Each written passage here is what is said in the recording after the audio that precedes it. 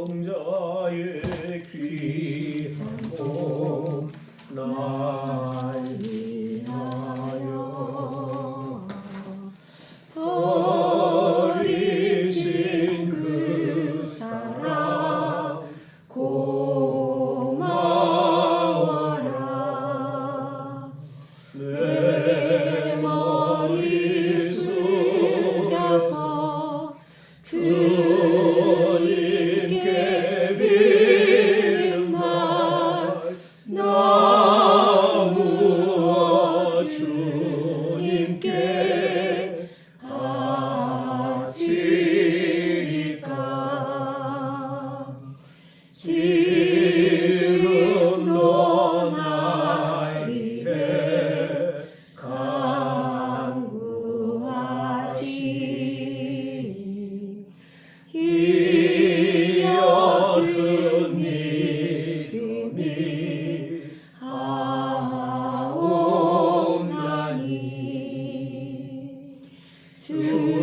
주님의 참 사랑 고맙고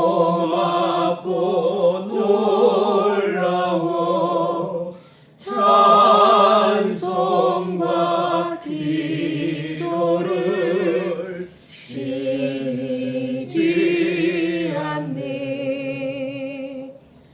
주님의 십자가 나도 지고 신실한 믿음과 마음으로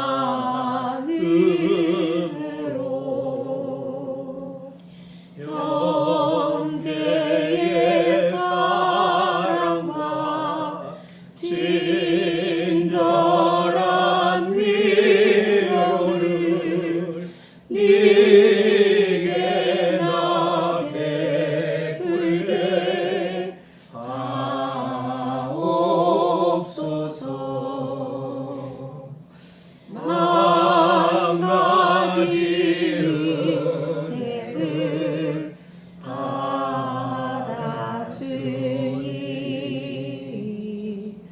내 평생 슬프나 즐거우나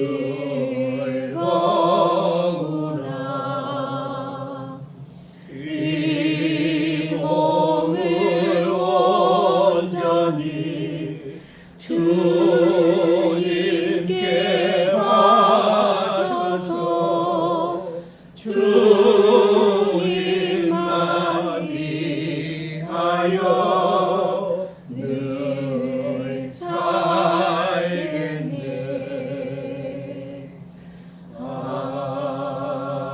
아멘. 거룩하신 아버지, 우리 주 예수 그리스도의 죽으심과 부활로 이루신 그 구원을 우리에게 값없이 선물로 주시고 이제 우리가 이 구원의 증인으로 살아갈 수 있도록 불러주신 것을 감사합니다. 아멘. 복음으로 부르시고 또한 복음을 맡기셨사오니 우리가 바른 복음을 이해하고 이 복음을 누리며 또한 합당한 복음의 증인들이 되어서 이 땅에 주님의 거룩한 교회를 세워가는 이 중요한 사명을 잘 감당해 가게 하옵소서. 아멘. 이 시간도 말씀을 나누기 원하오니 말씀 중에 친히 함께 하셔서 주께서 말씀하시며 우리를 가르쳐 주셔서 복음의 진보를 이루고 그리스도의 장성한 분량에 이르도록 은총을 베푸시옵소서. 마치는 시간까지를 주께 의지하오며 예수님의 이름으로 기도드리옵나이다. 아멘. 아멘.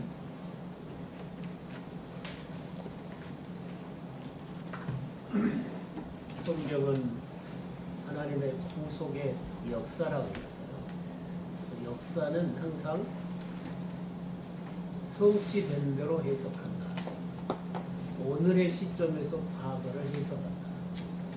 성경은 구속의 역사니까 하나님께서 구속의 역사를 어떻게 진행해 오셔서 마침내 예수 그리스도의 십자가 부활로 성취하셨잖아요. 완성하셨죠. 그 완성된 빛으로 과거를 해석해야 돼요. 구약의 모든 말씀도 부활의 빛으로 해석을 해야 됩니다. 그래야만 지금 부활의 생명을 누리고 있는 신약 백성에게 합당한 메시지가 되는 거예요. 구약의 말씀은 죄와 사망 아래에 있던 백성들에게 주신 말씀이잖아요. 근데 우리는 그리스도 예수 안에서 죄와 사망을 벗었어요.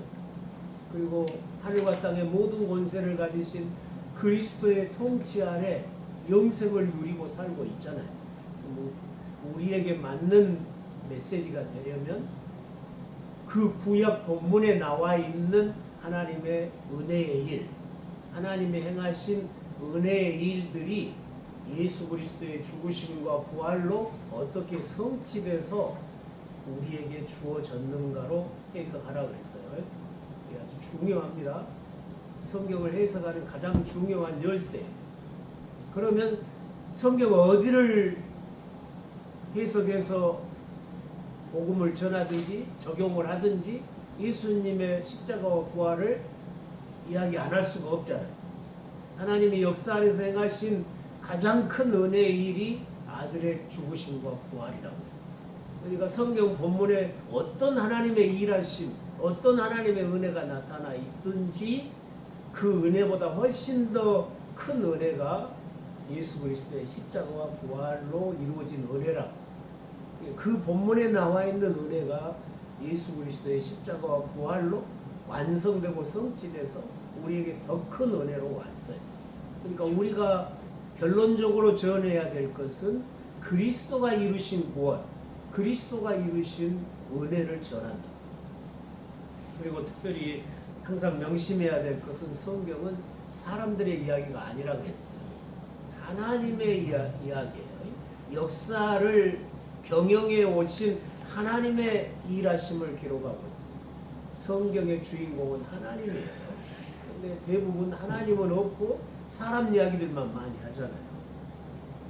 하나님께서 누구를 부르셔서 누구와 동행하시면서 어떤 일을 이루셨는가로 봐야지, 누가 뭘 잘해서 무슨 복을 받았냐, 누가 뭘 잘못해서 벌 받았냐, 그렇게 교훈만 찾아내면 그 복음이 없는 설교예요.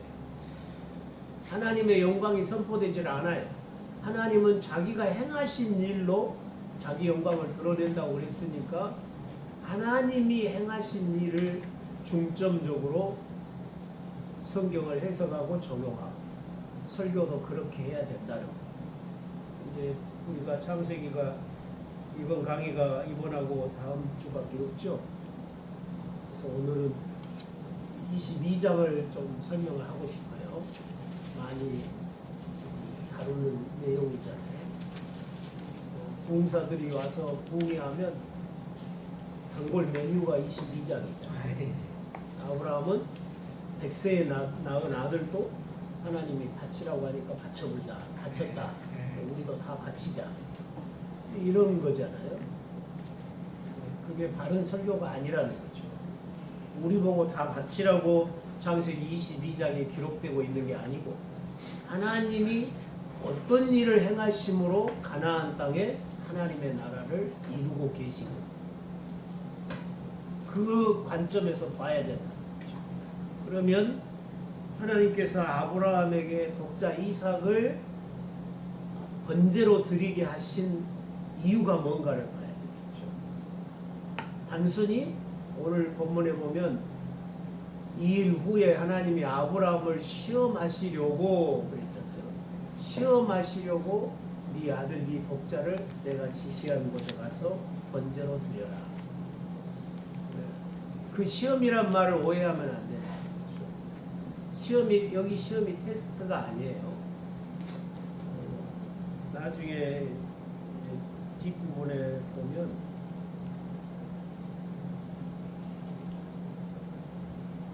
(12절에) 보면 여호와의 사자가 이삭을 칼로 쪼개려고 하는 아브라함을 불러 말씀하시기를 그의 아이에게 손을 대지 말라, 아무 일도 그에게 하지 말라, 네가 네 아들 네 독자라도 내게 아끼지 아니하였으니 내가 이제야 네가 하나님 경외한 줄을 아노라. 아멘.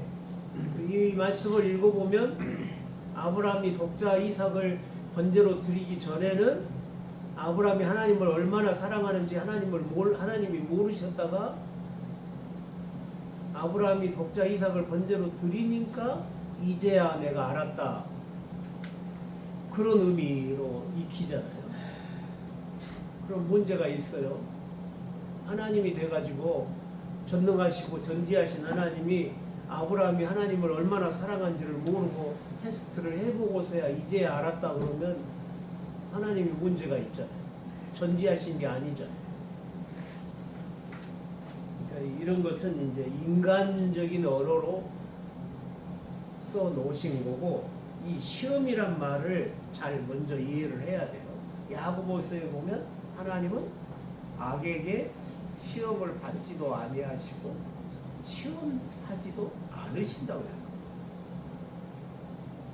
그런데 여기는 분명히 아브라함을 시험하사 그랬고, 내가 이제야 네가 네 독자 이삭보다 나를 더 사랑하는 줄을 아노라. 그럼 이게 어떻게 이해를 해야 되느냐는 거죠.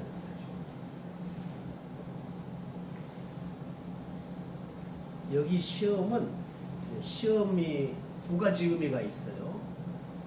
그건 이제 문맥을 따라서 이해를 해야 돼요.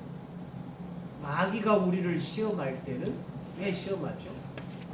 우리를 미혹해서 죄에 넘어뜨리려고 시험을 하죠. 어떻게 해서든지 하나님과 우리 사이를 갈라놓으려고 마귀는 시험을 해요. 근데 하나님은 그런 시험 안 하시죠. 하나님은 선하신 분인데 우리를 넘어뜨리려고 시험하겠어요? 하나님과 우리 사이를 멀게 하려고 하나님이 시험하시겠어요? 그런 시험 안 하신다고. 하나님이 시험한다고 했을 때는 우리를 단련하신 것인데, 연단하시는 것인데, 단순히 무슨 도덕적인 수준을 높인다든지 경건의 수준을 높이는 단련이 아니라 하나님이 하실 일을 알고 하나님의 하실 일을 믿음으로 함께 할 수 있는 자로 끌어올리는 거예요. 그게 하나님이 하시는 연단이라는 거죠. 이해가 되시죠? 다시 설명을 할게요. 하나님이 우리를 연단하시는 것은 단순히 경건을 훈련하는 정도가 아니고요. 하나님이 하실 일을 우리가 믿음으로 하나님과 함께 할 수 있는 자가 되도록, 하나님의 동역자가 될 수 있도록 우리를 끌어올리시는 그런 연단이라고. 그러니까 아브라함을 시험하셔서 이 이삭을 백세 얻은 아들을 나게 번제로 드려라 하신 말씀은 하나님이 하실 일이 거기 숨겨져 있는. 제가 첫 시간에 말씀을 드린 것 같은데, 믿음이 뭐라 그랬어요? 하나님이 하신 일과 하실 일을 믿는 게 믿음이라고 했어요. 내가 뭘 할 줄로 믿습니다가 믿음이 아니고 하나님이 하신 일을 믿는 거예요. 하나님이 역사 안에서 행하신 모든 일들을 믿어요. 그리고 하나님이 앞으로 하실 일을 믿는 것이 믿음이라고. 그리고 더 나아가서 하나님이 하신 일은 나를 위한 일임을 받아들임과 동시에 앞으로 하나님께서 하실 일들을 나와 함께 하시기를 원하신다. 믿음 있는 자기 백성의 헌신을 통해서 하나님은 자기 뜻을 이루어 가신다. 창조는 하나님이 하셨지만 창조 이후의 역사를 경영해 가시는 일은 하나님을 믿는 신실한 동역자들과 함께 일하신다. 그러면 우리는 하나님이 하실 일이 어떤 일인지, 하나님이 나를 왜 구원으로 부르셨는지, 하나님이 나를 이 세상에 왜 보내셨는지, 하나님이 나를 왜 이 강주에 살게 하시는지, 하나님이 왜 내가 소속되어 있는 교회로 부르셨는지, 하나님이 나를 왜 목사로 부르셨는지, 사모로 부르셨는지 장로로 부르셨는지에 대한 답이 나와야 되죠. 그렇죠?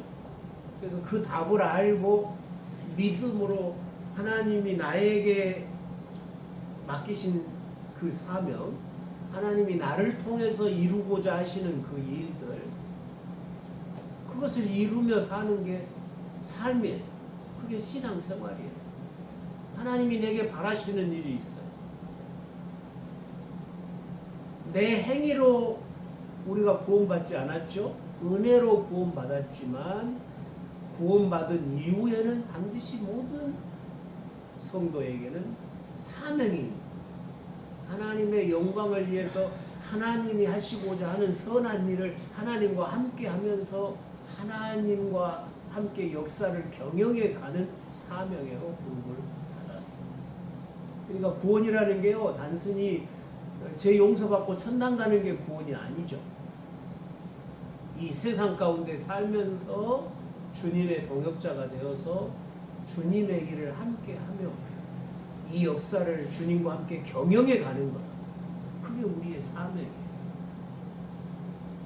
그러면 내 사명이 무엇인지를 알아야 되겠죠. 하나님이 나를 통해서 이루고 싶은 일이 뭔지를 알아야 되겠죠. 하나님이 나에게 바라시는 일이 무엇인가를 알아야 되겠죠. 모든 하나님의 자녀에게는 그에게만 주신 사명이 있다. 사명 없는 사람은 없어요. 내게 주신 사명을 다른 사람이 대신 못 해줘요. 나만이 하나님께 드릴 수 있는 기쁨이 있어요. 그렇죠? 그러니까 나 만드셨을 거 아니에요. 내가 하나님께 드릴 수 있는 기쁨을 다른 사람이 드릴 수 있다면 나 만들 필요가 없죠. 근데 나만이 하나님께 드릴 수 있는 기쁨이 있기 까닭에 하나님은 나를 지으시고 자기 아들의 생명을 희생해서 나를 구원하신 거예요. 여러분에게 자녀가 있죠? 사모님은 자녀가 아들만 둘이세요? 그 아들 둘이 있는데 그 두 아들이, 큰 아들과 작은 아들이 사모님에게 주는 기쁨이 다르죠. 역할이 다르죠. 큰 아들이 아무리 잘한다고 해도 둘째 아들이 줄 수 있는 기쁨을 큰 아들이 대신 못 하잖아요. 작은 아들이 아무리 부모에게 기쁨을 줘도 큰 아들이 줄 기쁨을 작은 아들이 대신 주지 못한다. 자녀가 열이면 열이 다 자기들만이 부모에게 줄 수 있는 기쁨이 있다. 대신 못하는 거예요. 마찬가지예요. 이 세상에 하나님의 백성들이 수없이 많지만 그 백성 한 사람 한 사람에 대한 하나님의 기쁘신 뜻이 있는 거고 그 한 사람 한 사람이 다 하나님께는 소중합니다. 여러분이 소중해요. 없어도 될 것 같으면 뭐라고 나를 지으셨겠어요? 없어서는 안 될 그런 우리로. 그것이 우리의 의 때문은 아니에요. 우리가 무슨 위대해서가 아니라 하나님의 기쁘신 뜻이 그런단 말이에요. 그 기쁘신 뜻이 심히 연약하고 부족하지만 하나님은 나를 통해서 영광 받으시기를 기뻐하시고 나를 통해서 기쁨을 가지시기를 원하시고 여러분은 하나님께 소중해요. 여러분 스스로를 소중히 여겨야 돼요. 믿음 안에서. 교만하라는 말이 아니에요. 늘 겸손해야 되지만 하나님이 나 같은 사람을 지으시고 지난 시간에 그런 말씀 드렸잖아요.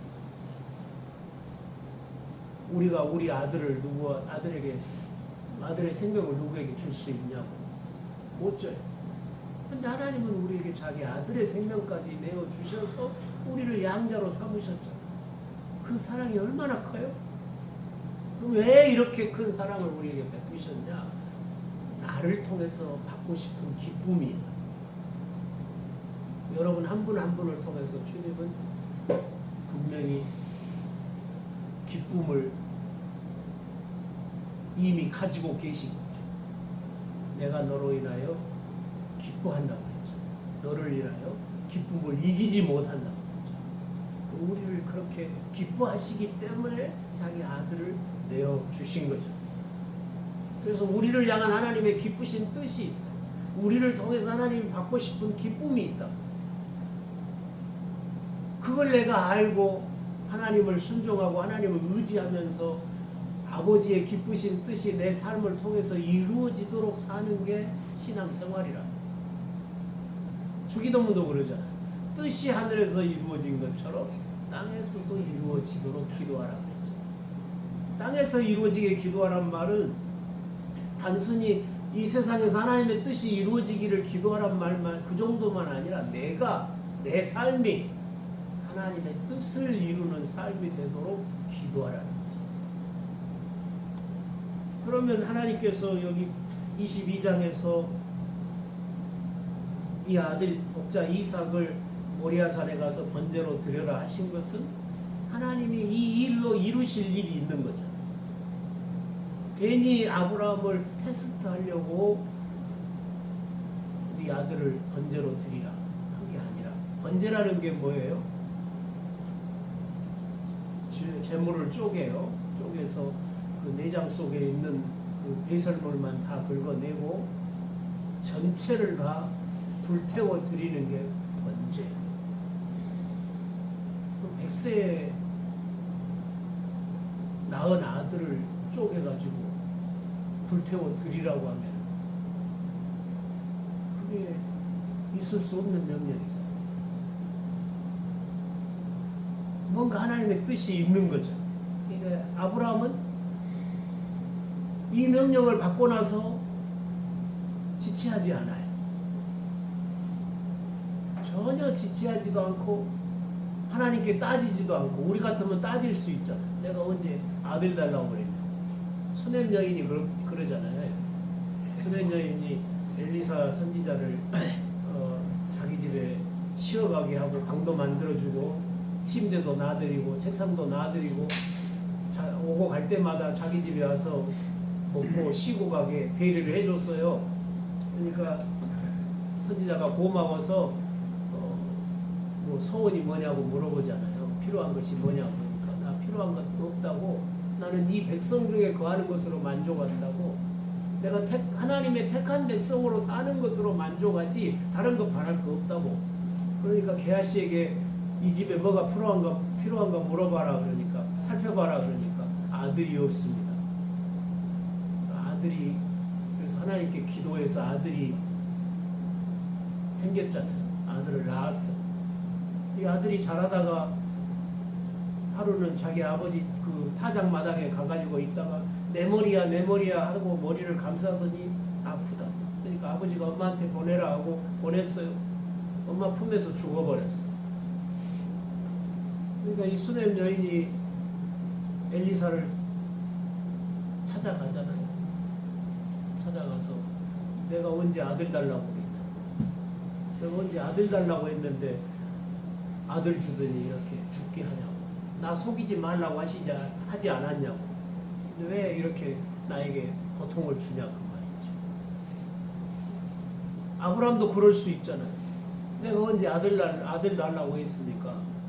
근데 왜 아들 줄 때는 언제고 이제 와서 번제로 드리라고 합니까? 따질 수 있잖아요.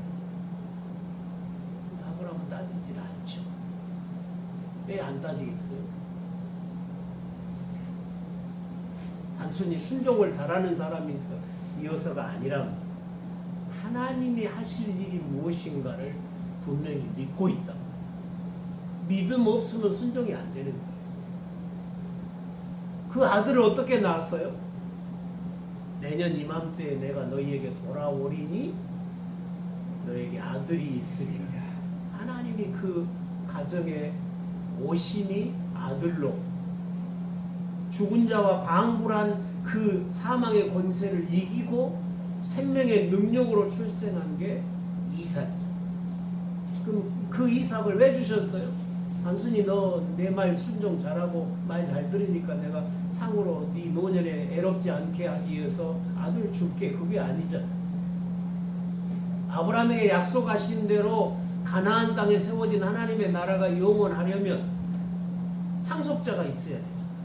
그 언약이 상속되어 가야 되잖아요. 믿음의 후사가 있어야 되잖아요.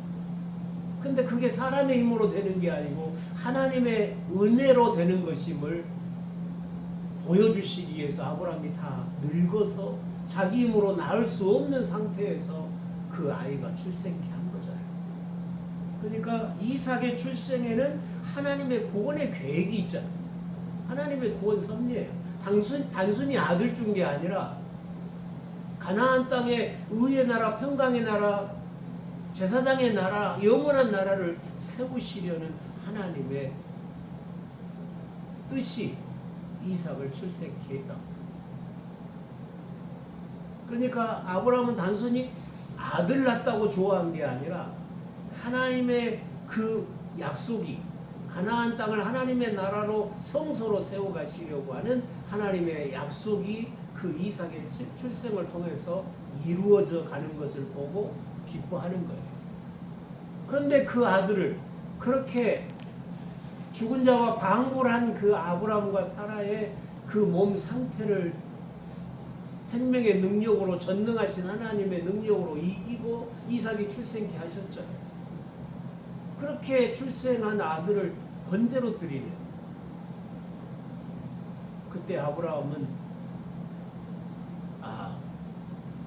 이 약속의 씨가 죽었다가 다시 살아나야 이 약속의 씨를 통해서 가나안 땅에 하나님께 헌신된 교회가 세워지는구나 그렇게 믿는 거예요. 자기 힘으로 낳을 수 없는 아들을 하나님의 능력이 낳게 했잖아요. 그러면 내가 번제로 드려도 그 전능하신 하나님이 죽은 자를 살리리라고 하는 믿음이 있단 말이에요. 네 자손이 하늘의 별수와 같이 많으리라 하신 약속이 깨질 수 없잖아. 하나님이 자기가 약속해놓고 자기가 깨겠어요? 나는 너와 맺은 약속을 분명히 지킨다 하고 짐승을 쪼개놓고 횃불로 임하셔서 그 중간을 하나님이 친히 지나가셨잖아. 자기 생명을 걸고 하나님이 맹세를 하셨잖아. 그런데 그 맹세를 하나님이 어기시겠어요? 아브라함은 그걸 믿는 거예요. 하나님은 어떤 하나님으로 믿었다고 그랬죠? 없는 것도 있는 것 같이 부르시고 죽은 자도 살리시는 하나님으로 아브라함은 믿었다.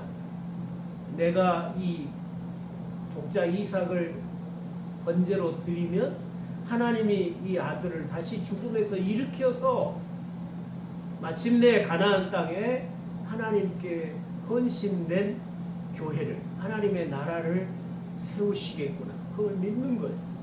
그 믿음이 있으니까 주저하지 않고 가는 거죠. 그 믿음 없으면 어떻게 순종해요? 하나님이 노망하셨는가 어쨌는가 그럴 거 아니에요? 하나님이 지금까지 사람을 제물로 받으신 적이 없어요. 하나님이 가장 악하게 보시는 일이 사람을 번제로 드리는 일이에요. 그런 하나님이 이삭을 번제로 받으실 리가 없죠. 근데 아브라함은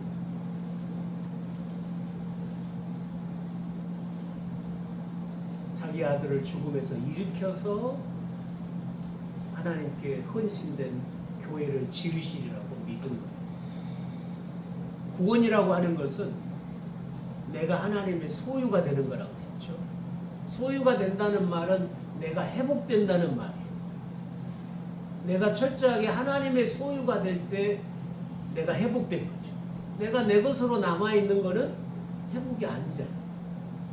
하나님이 만물을 창조하시고 아담을 지으셨을 때 온 우주는 하나님의 소유였어요.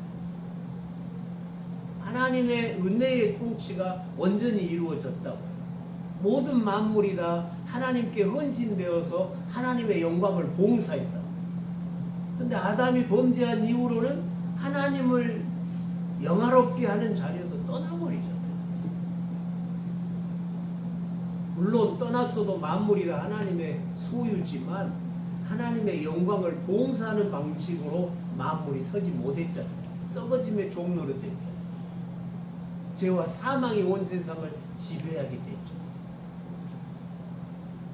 그런 세상을, 그런 인생을, 그런 만물을 다시 하나님께로 되돌리는 게 구원이라, 회복이에요. 그러니까 구원은 회복이라 그랬어요. 창조의 회복이에요. 재창조가 아니에요. 하나님의 품을 떠난 세상을 없애고 다시 창조하는 게 아니에요. 그럼 구원 아니죠.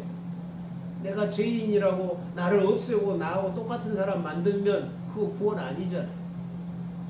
하나님의 품을 떠나서 죄와 멸망에 이른 나를 용서하시고 하나님의 아들로 받아주셔야 그게 구원이죠. 그러니까 하나님은 그 구원의 일을 이루시는 거죠. 그 구원이라고 하는 것은 내가 하나님의 소유가 되는 거예요. 신약에 오면 너희는 예수 그리스도의 생명으로 값으로 산 자가 되었다. 그리스도의 피로 값주고 산 자들이라고 말씀을 하잖아요. 우리는 그리스도의 생명으로 하나님께서 우리를 사셨다. 회복하셨어요. 그게 우리의 구원이에요. 그러니까 교회는 하나님의 소유로 회복된 하나님의 백성들의 공동체, 예배 공동체. 그러면 구약의 가나안 땅에 하나님의 나라를, 하나님의 교회를 세우실 때 어떻게 세우실 거냐? 약속의 신 이삭의 헌신을 통해서 그 이삭이 모리아산에서 번제로 드려짐을 통해서 이삭과 그 이삭의 후손들은 어디에 있어요? 이삭의 허리에 있는 거죠. 하나님께 헌신되는, 생명을 들여서 헌신되는 그 약속의 머리가 이삭이잖아요. 그래서 그 이삭이 죽기까지 헌신하고, 아브라함의 헌신도 대단하지만 이삭의 헌신도 대단하죠. 이삭이 반항해요. 아버지가 다 늙은 할아버지인데 할아버지가, 늙은 할아버지가 자기를 죽이려고 느닷없이 꽁꽁 묶어가지고 장작대비에다 올려놓고 칼로 잡으려고 하는데 젊은 이삭이 그거 당하고 있겠어요? 근데 아무 반항이 없이 순종하고 있죠. 그게 이삭의 순종.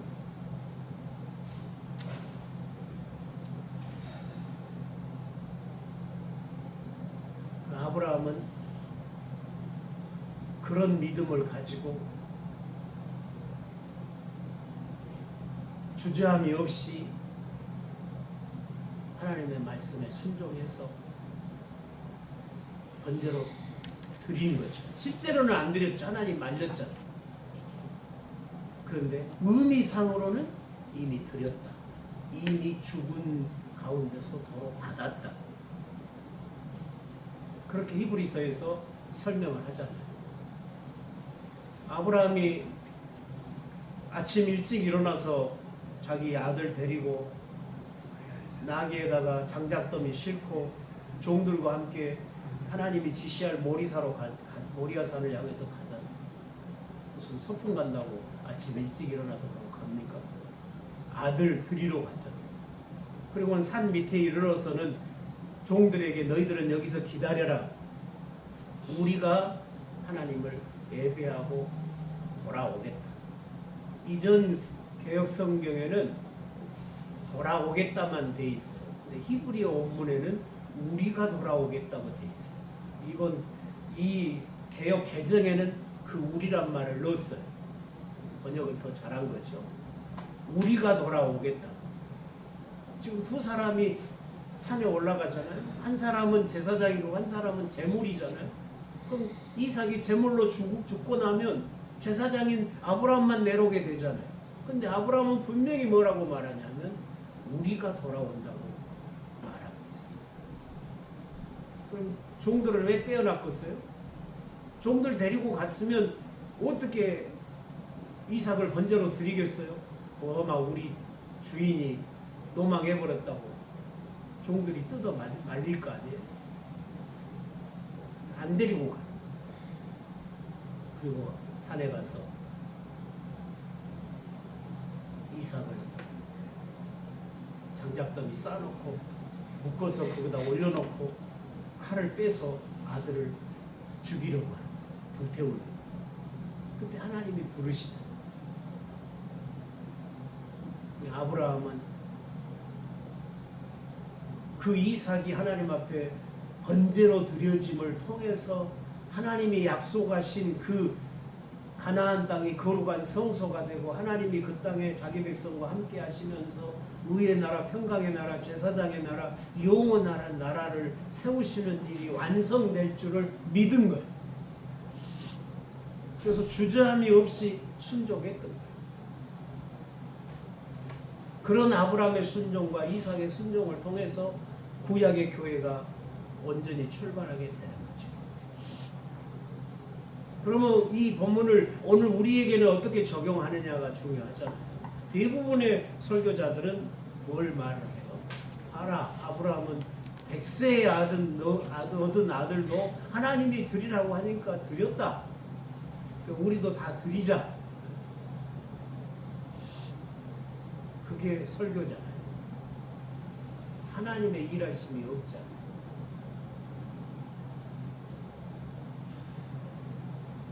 구약의 백성들은 아브라함에게 그 전능하신 능력으로 사망의 모든 권세를 이기고 그 생명의 씨인 이삭이 출생케 했고 그 생명의 씨를, 그 약속의 씨를 번제로 드리게 해서 하나님께 헌신된, 하나님의 소유된 구약의 교회를 이루신 그 하나님이 오늘 우리들에게는 자기의 독생자를 십자가에 내어주시다.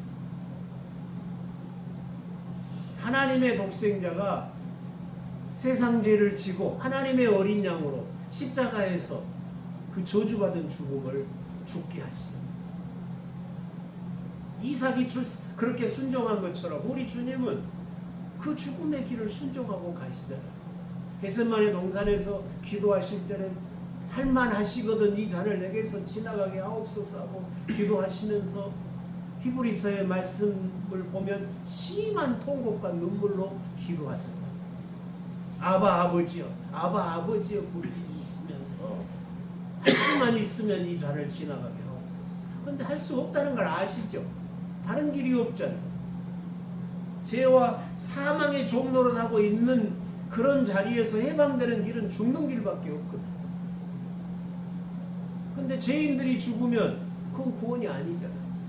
죄 없는 하나님의 아들이 죄인의 모양으로 죄인의 자리에 쓰셔서 죽으셔야 했던 거예요. 그 길 외에는 다른 길이 없음을 아셔 주님.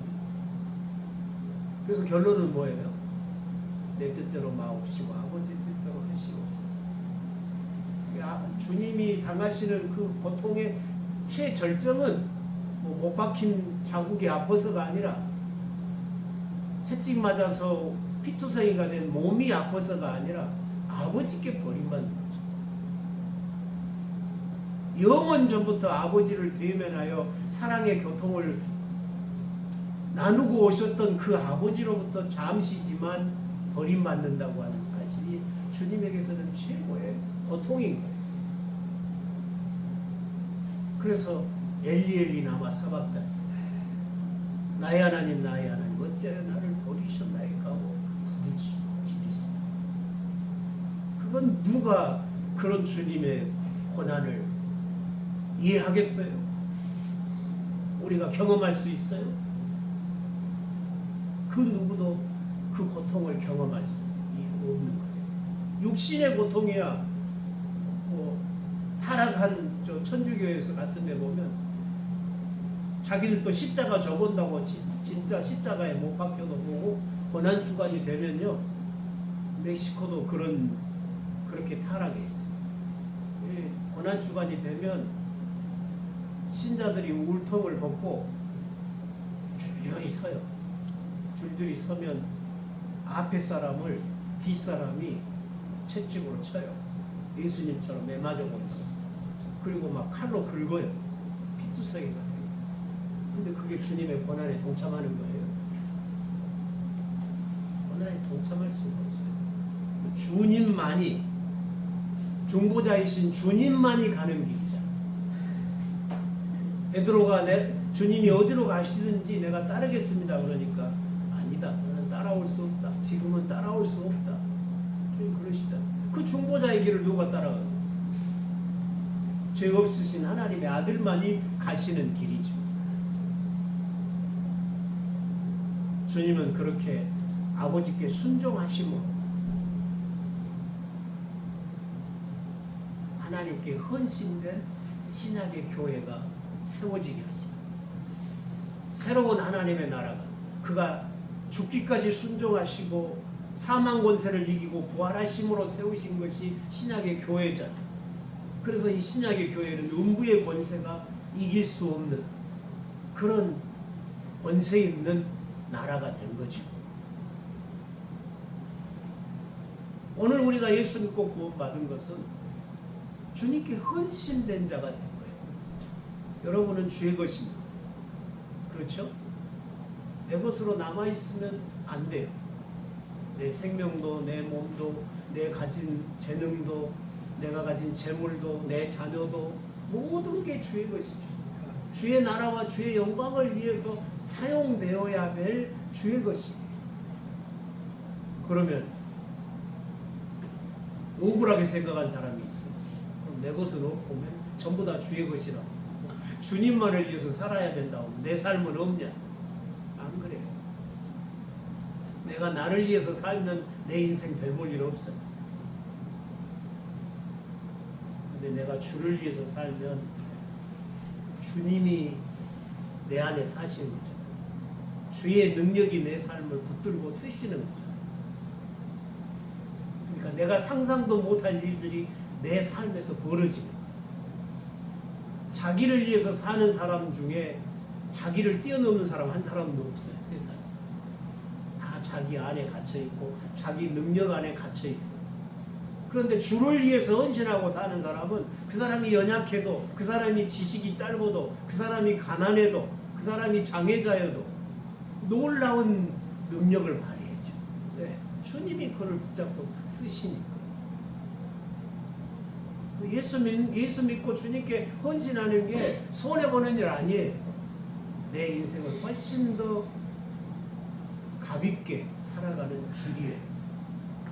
내가 헌신하면 헌신할수록, 내가 철저히 주의 것이 되면 될수록 내 삶은 더 세상에서 빛으로 나타나지게 되어 있고 더 좋은 영향력을 세상에 나타낼 수 있게 되어 있어요. 왜? 내 안에 사신 분이 주님이시잖아요.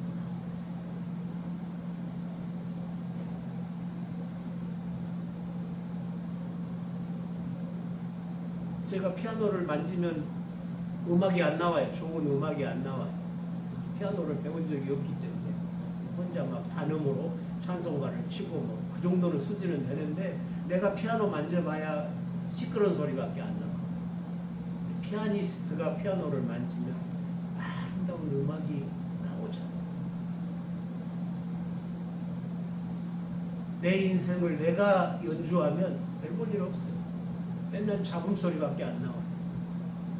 근데 내 인생을 주님께 온전히 내어드리면, 주님이 내 인생을 연주하시면 내가 상상도 못했던 아름다운 결과가 나오는 거예요.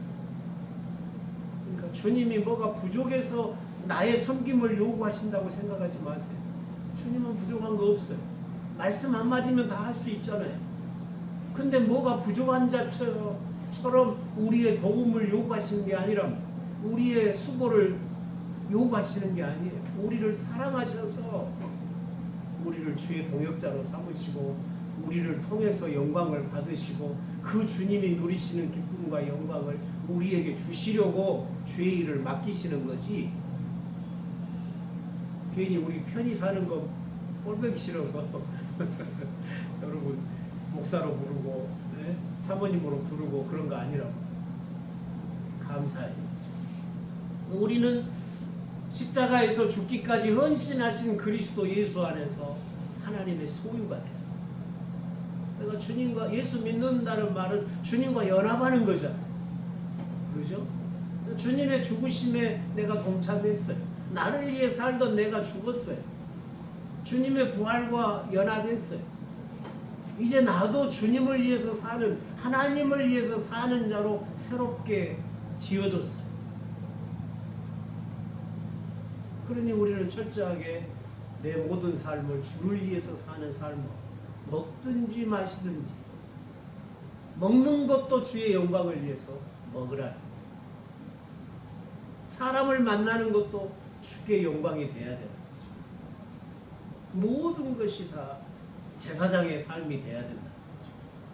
그것이 우리를 부르신 부름이죠. 근데 구약은 그런 회복은 아니잖아요. 회복의 단계가 그런 회복이 아니에요. 온전히 죄와 사망에서 온전히 회복한 게 아니잖아요. 자기 소유로 삼으셨음에도 불구하고 아직 죄와 사망이 해결되지 않았어요. 그러니까 남자는 되는데 여자는 안 되고, 장남은 되는데 둘째, 셋째는 안 되고, 레위인은 성소에 가서 봉사하는데 일반 장자는 안 되고, 제사장은 성소 안에 들어가는데 레위인은 못 들어가고, 대제사장은 지성소에 들어가는데 제사장은 못 들어가고, 전부 문이 닫혀 있잖아요. 왜요? 온전한 회복이 아니에요. 죄가 무너지지 않았어요. 근데 지금은 완전한 회복이죠. 아무 차별이 없어요. 여자나 남자나, 어린이나 어른이나, 장자나 차자나. 무슨 제사장 따로 있어요? 목회자만 제사장이고 일반 성도는 제사장 아니고 그러지 않잖아요. 누구나 자기가 살아가는 삶의 현장에서 자기가 서 있는 위치에서 하나님을 예배하고 하나님을 영화롭게 할 수 있는 그런 피조물로 회복되었어요. 그게 새 인류입니다. 그게 하나님의 새 백성이에요. 우리가 가는 곳까지가 하나님 나라예요. 내가 서 있는 곳까지가 하나님의 성소예요. 거기 하나님의 임재가 있어요. 여러분 안에 성령이 거하시다. 이렇게 존귀하게 우리가 구원되어졌다고. 하나님이 무엇 때문에 아브라함에게 그 사랑하는 독자 이삭을 번제로 드리라고 명령했냐? 단순히 테스트해보는 게 아니고 하나님이 가나안 땅에 그 헌신을 통해서 이루어 가시는 거죠. 아브라함은 그걸 믿음으로 바라보고 순종한 거죠. 그러니까 아브라함의 그 순종이 하나님의 구원 역사를 봉사하고 있어요. 처음에 말씀드린 것처럼 하나님이 저와 여러분 각자에게 가지시는 계획이 있다. 우리를 통해서 받고자 하는 기쁨이 있으시다. 다른 사람이 대신해 줄 수 없는 나만이 하나님께 드려야 될 기쁨이 있어요. 남이 대신 못 해줘요. 그래서 나를 지으시고 나를 구원하시고 나를 이 자리에 두신 거잖아요. 그럼 그걸 알고 기쁨으로 내 삶의 목적이 여기에 있음을 알고 내가 살아갈 이유가, 내가 밥 먹고 살아갈 이유가 나를 향하신 하나님의 그 선하신 계획에 있음을 알고 그것을 향해서 달려가야죠. 그게 사는 재미 아니에요? 그 목표를 향해서 가면 오늘 우리는 주님으로 인하여 기뻐하고 감사하고 살아갈 수가 있는 거예요.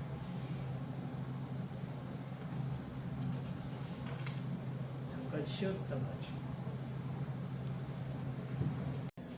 좀 넘어가고 24장 잠깐만 설명하고 마칠게요. 네. 24장. 창세기가 50장인데 제일 긴 장이 24장이에요. 네. 근데 뭔 이야기냐면 아브라함이 며느리 얻은 이야기거든요. 네. 아브라함이 며느리 얻은 이야기가 왜 이렇게 중요해서 길게 하나님의 말씀에 이렇게 길게 있는가? 창세기는 하나님께서 시내산에서 이스라엘과 언약을 맺은 다음에 이스라엘은 누구고 여호와는 누군가를 설명하기 위해서 주신 책이라고 그랬잖아요. 중보자인 모세를 통해서 시내산에서 주신 말씀인데 아브라함이 며느리 얻은 이야기를 왜 하나님이 이렇게 길게 하셨을까? 중요하니까 길게 하셨을 거 아니에요. 그렇죠. 하나님이 쓸데없이 막 반복하시고 길게 이야기하실 분은 아니잖아요. 성경을 읽다 보면 금방 앞에서 한 이야기 그대로 뒤에서 반복하고 그런 경우들이 많이 나오잖아요. 하나님께서 그렇게 반복해서 말씀하실 때는 그만큼 그게 중요하다는 것을 알 수가 있어요. 아브라함이 나이가 많아 늙었어요. 그리고 여호와께서 범사에 아브라함에게 복을 주셨다고 했죠.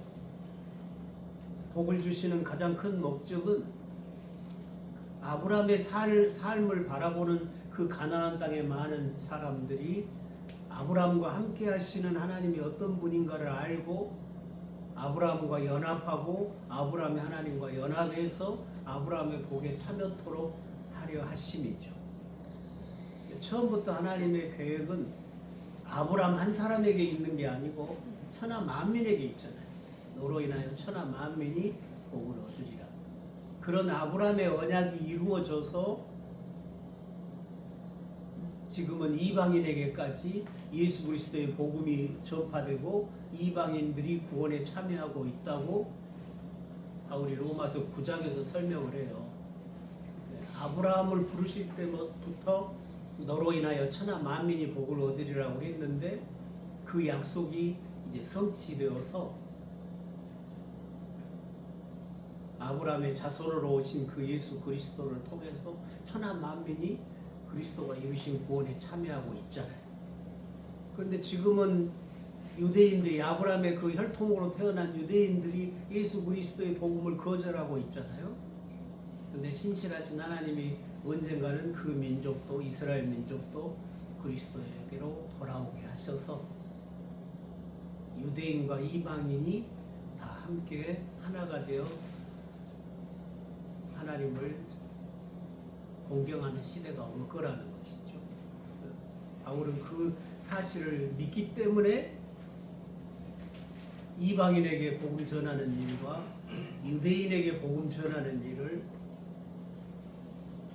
자기 생명을 걸고 복음 사역을 하고 있다는 것을 로마서 9장에서 밝히는 것을 보게 되죠. 아브라함을 복의 근원으로 삼겠다고 하신 그 약속이 이루어져 가고 있어요. 근데 아브라함은 자기의 죽음을 눈앞에 두고서 하나님께서 자신에게 주신 그 많은 복을 상속할 상속자가 필요하잖아요. 그러면 이제 그 상속자가 이삭인데 그 이삭이 결혼을 해서 자녀를 낳아야 되잖아요. 자기가 백세의 상속자를 낳았던 것처럼 이삭도 이제 그 상속자를 낳아야 되잖아요. 그 상속자를 낳으려면 아내가 있어야 돼요. 사라가 열국의 어미였던 것처럼 이삭의 아내인 리브가도 열국의 어미가 될 사람이잖아요. 그럼 아무나 택할 수는 없는 거죠.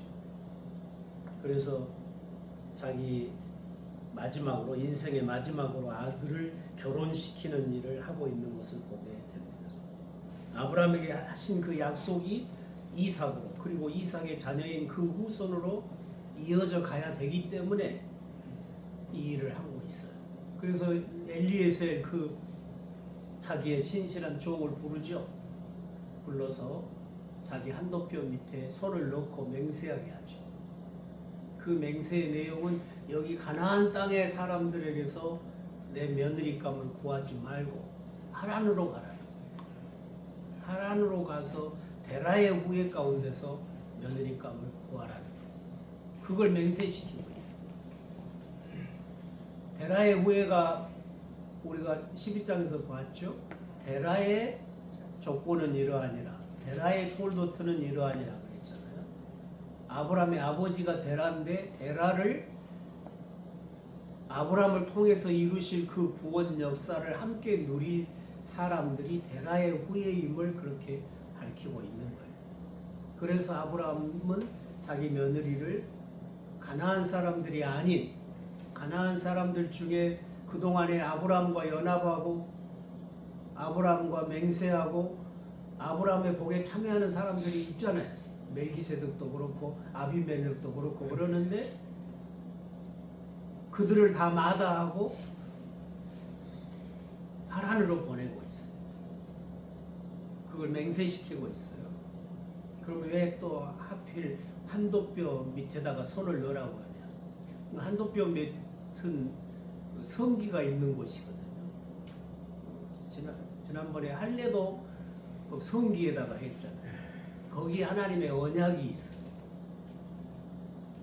야곱을 하나님이 치실 때도 한돛뼈를 치시잖아요.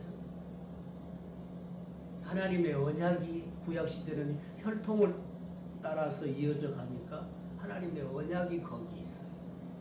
그러니까 하나님의 언약을 두고 맹세를 시키는 거죠.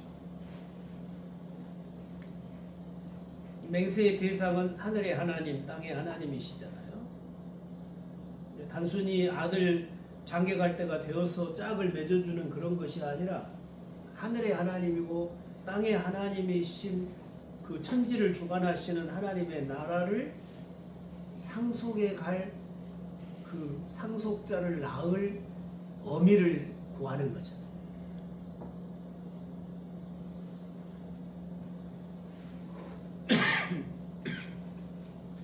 그래서 이제 그 종이 하란으로 가죠.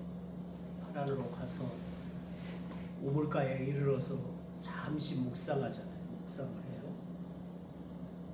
묵상을 할 때에 내가 물 좀 달라 그러면 그 아가씨가 나와가지고 나에게도 물도 주고 자기가 자원해서 스스로 물을 퍼서 나에게도 물을 주고 그런 행동을 하면 하나님이 나에게 주신 우리 주인을 위하여 예비하신 그 며느리감인 줄로 알겠다고 그렇게 묵상 기도를 했는데 하자마자 아가씨가 나타나죠. 그리고 물 좀 달라고 하니까 그 종이 기도한 그대로 물을 떠서 그 종에게도 주고 나에게까지 준다고. 그렇게 기도하는 이유는 단순히 착한 마음씨 고운 아가씨를 찾기 위해서가 아니죠. 하나님이 예비하신 약속의 씨의 신부감을 찾고자 하는 거죠. 그래서 하나님의 인도하심을 구하는 거예요.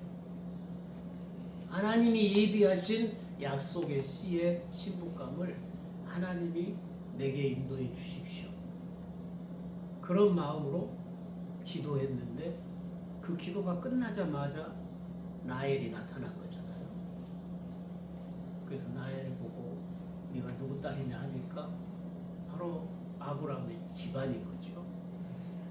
그 집에 가서 모든 이야기를 다 하니까 데려가라고 이 리브가를 데려가라고 그러잖아요. 이 종이 음식을 많이 차려놓고 먹으라고 해도 나는 내 사명을 다하기 전에는 먹지 않겠다고.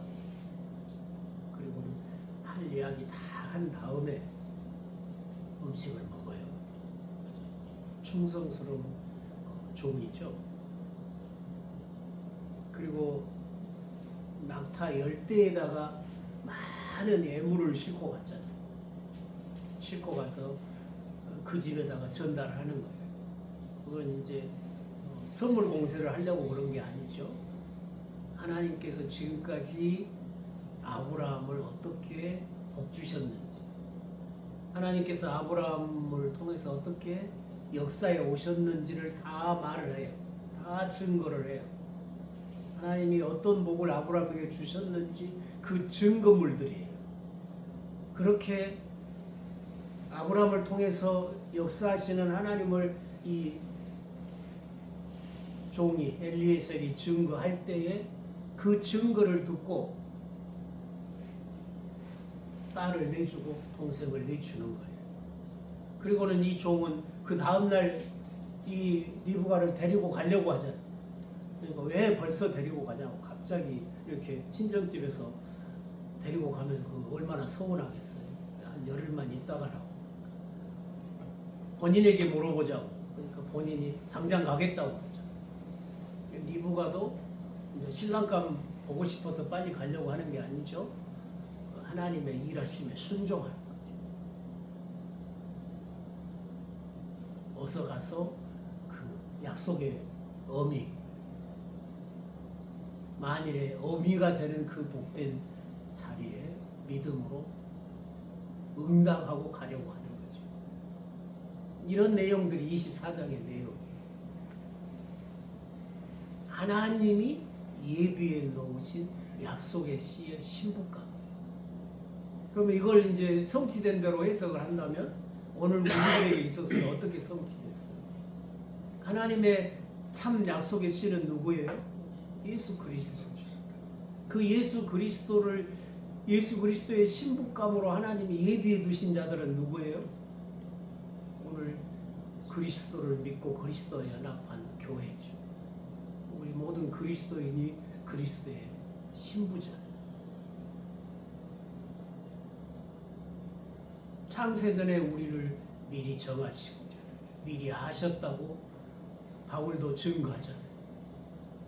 이 세상을 만드시기도 전부터 하나님은 우리를 사랑하셨고 미리 아셨다는 말은 네가 예수 믿을런지 안 믿을런지 네가 착한 사람이 될런지 나쁜 사람이 될런지 그걸 알았단 말이 아니고 그 히브리어에 안다는 말은 사랑한다는 말. 우리가 어떤 행위도 하기 전에 태어나기도 전부터 하나님은 그 사랑을 시작하셨다는 거. 그 말은 무슨 말이에요? 우리의 행위에 근거하지 않는다는 거. 우리의 의나 우리의 공로를 근거하지 않는다는 거. 오직 아버지의 기쁘신 뜻이 이 세상을 지으시기도 전부터 하나님이 그 기쁘신 뜻대로 자기 형상으로 사람을 만들면 그 사람이 하나님을 배신하고 떠날 줄을 아신 거예요. 그러면 그대로 그들을 멸망에 버려둘 것인가? 자기 아들을 희생시켜서 다시 하나님 품으로 되돌리기로 정하신 것.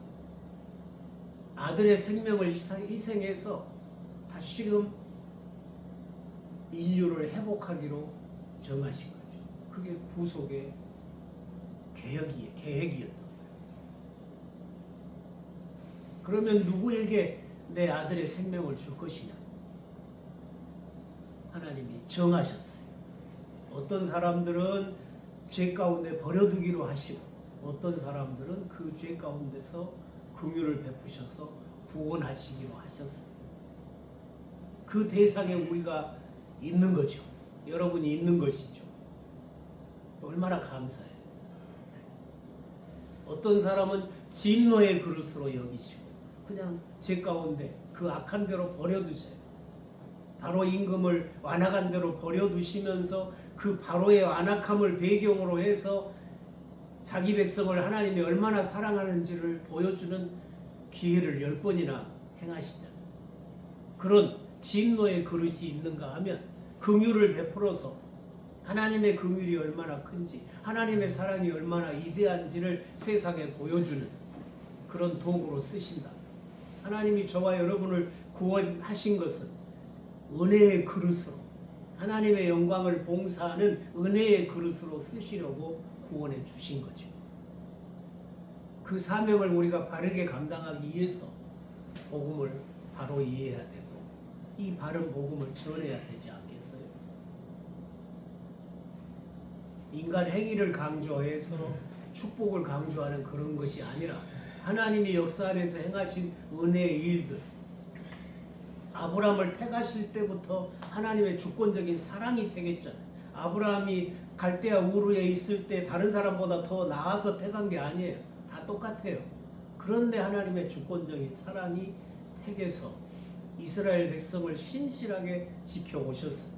수없이 이스라엘은 하나님을 배신했어도 하나님의 신실하심이 그들을 끝까지 붙드시고 남은 자를 두셨죠. 그 신실하심이 저 바벨론 땅에서도 자기 백성을 지키셔서 풀무불도 사자굴도 그들을 해치지 못하도록 보호하셨다가 되돌아오게 하시잖아요. 그 신실하심이 마침내 그들 가운데 예수 그리스도가 오게 하시고 그 주권적인 사랑으로 저와 여러분을 택하셔서 이 구원에 참여토록 하신 거예요.